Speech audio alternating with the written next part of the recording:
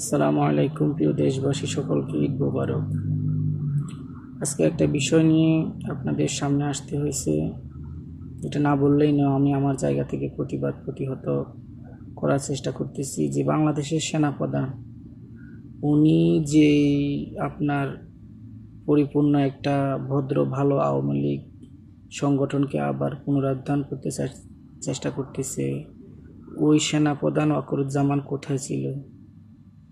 ওনার আম্মা যান যখন ওনার আম্মা যান হবে বা ওনার বোন হবে, যাই হোক, গত 17 বছর থেকে 16-17 বছর থেকে উনি যে সমস্ত আকাম কুকামগুলো করছে বাংলাদেশের আলেম ওলামা সাধারণ পাবলিকের উপরে, ইসলাম ধর্ম অবলম্বীদের উপরে, এবং বিভিন্ন পর্যায়ে বিভিন্ন জুলুম নির্যাতন, মানুষের ভোটাধিকার কেড়ে নিয়েছে, মানুষদেরকে ভোট দিতে দেয় নাই, মানুষের কোনো ন্যায্য অধিকার পায় নাই কেউ, মানুষ নিজের অধিকারের কথা বলতে পারে নাই। আপনি তখন কোথায় ছিলেন?